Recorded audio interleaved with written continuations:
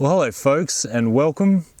Today's video is going to be a little bit different to the usual test ride format because today I'm going to be talking about my bike, this bike, which is a 2017 Yamaha MT-09. I've had the bike for 12 months now. I've done 9,000 kilometers on it, and in this video I'm going to go through what I like about it, what I don't like about it, how much it's cost me, and a few other things you might want to consider if you're in the market for one. So I bought this bike as like my do-everything bike. I wanted to be able to commute on it, wanted to be able to have fun on the weekends, and I wanted to be able to take it on some trips. And for that, it's been brilliant. It's been able to do all those things, no worries. I've taken it to the drag strip.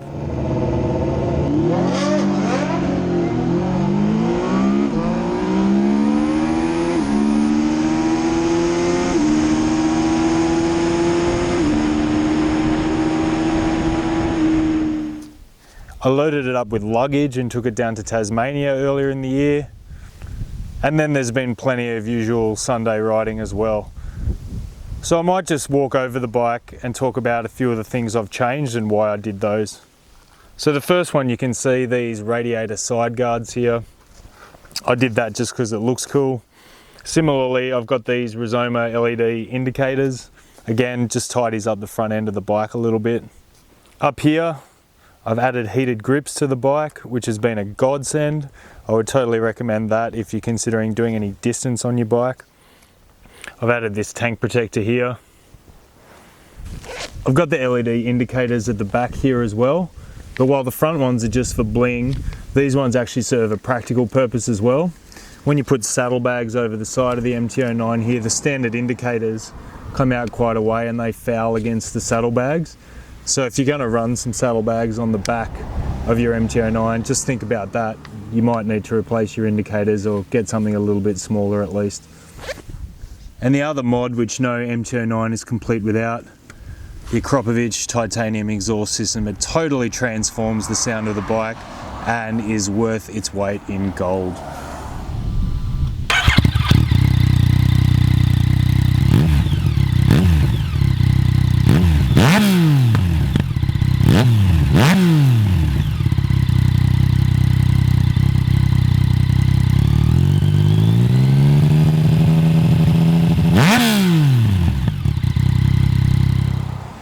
As I just mentioned a moment ago, I've also added the saddlebags, the rear rack, and the windscreen, all of which aren't on the bike at the moment, but I'll splice a bit of video in here from the Tasmania trip so you can see what the MT-09 looks like when it's all loaded up.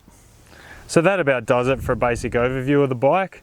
So let's get on and go for a bit of a ride, and I'll talk a bit about what I love about the bike, what I think could be improved on the bike, and also other bikes you might want to consider if you're looking at the MT-09. Let's go. All right, sun's getting low. Let's get some riding done before the sun goes down. So I've come to this road on the edge of Sydney because this kind of road just is what the MT-09 was made for. You got a smooth surface, nice flowing corners that don't test the suspension too much, and it's just awesome in these kind of situations. Leave it in third or fourth gear, just roll on. Yeah, so we've done an overview of this bike. If you're not super familiar with the MT-09, they did make a bunch of changes to the 2017 bike.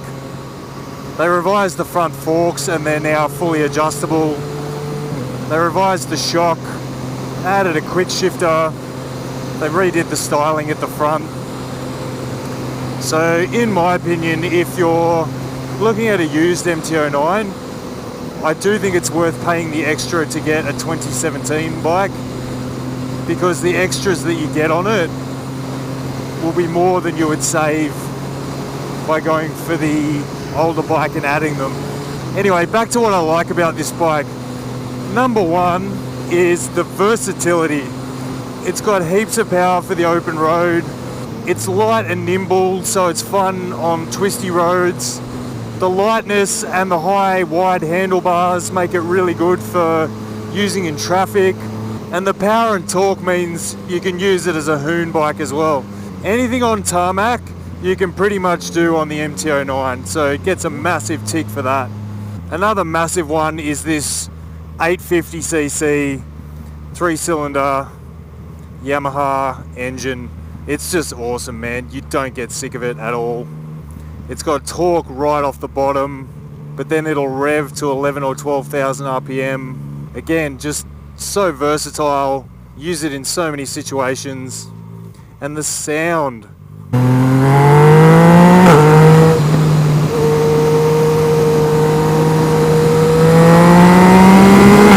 Oh yeah.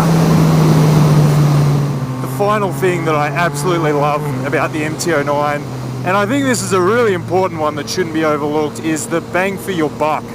I think people forget how cheap these bikes are compared to some of the new bikes that are coming out now. So you might look at a Street Triple RS or a 790 Duke now that those are out and think, oh wow, that's got a lot more features or potentially a better bike on paper than the MT-09. But those bikes are thousands of dollars more expensive.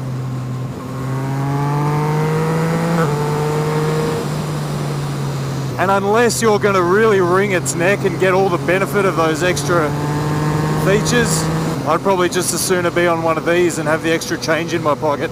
So what about gripes with the MT-09? No bike's perfect, right? What things do I not like so much about the MT-09? It's kind of the flip side of that versatility argument, right? You could say that the bike's a bit compromised. So for example, when you go riding in the twisties, the foot pegs can be a bit low and you can scrape those. Because the handlebars are high and towards you, it's comfortable, but it makes for a compromised position if you're trying to, get in a sporty position and attack corners. But I'll live with that. I think if you want a really focused bike, you'll go and buy a sports bike. But if you want a bike that'll do everything, the MT-09 is going to be a better choice. Probably my only real beef with the MT-09 is that rear shock.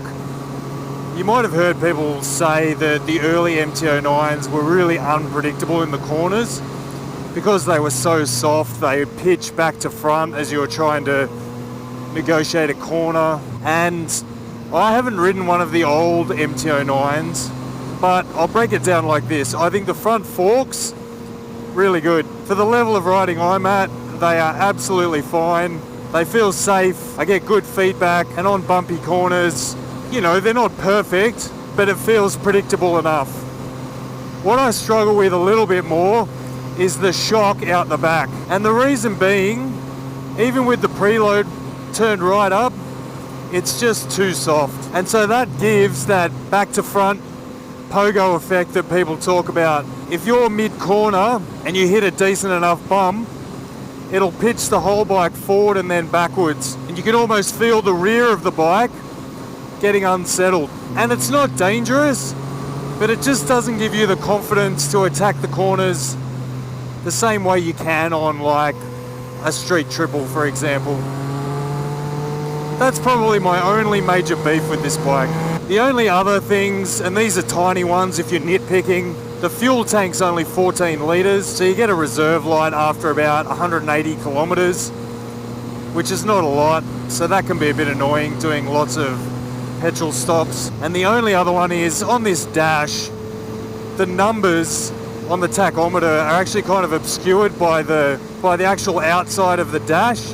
It's almost impossible to reference while you're on the move. But I mean, if you're that dependent on the tacho, you probably should be paying more attention to the road anyway. I want to finish the video with a little hill climb here because for me, this road just sums up what makes the MT-09 so fun. So this is a tight, narrow road, lots of blind corners. And if you just put the MT-09 in third gear, I won't even have to think about the gearbox. I'll just be able to take it all the way to the top in third. No worries. So yeah, if you're looking at an MT-09, you're probably going to be thinking about some other options as well. Z900, Street Triple, Suzuki GSX S750, KTM Duke 790. I've ridden all of those except the Duke 790. and I'll link a video here where I do a 4-way comparison between the first 4.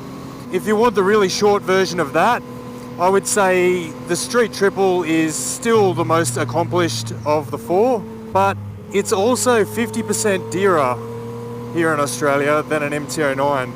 So again, I would rather have a slightly compromised machine. Obviously I'm biased because I bought one, but I would happily live with the compromise and use the MT-09. I had to break my 3rd gear promise because this guy's going so slow. Anyway, if you made it this far, thanks for watching, guys. If you're new to the channel, I do test rides on a regular basis, so if you want to be notified when those new test ride videos come out, hit that subscribe button down below and you'll be the first to hear about it. So that about does it for the MT-09 owner's review, guys. Any other questions, shoot me a comment down below and I'll do my best to answer it for you. Thanks again for watching, and I'll see you in the next one.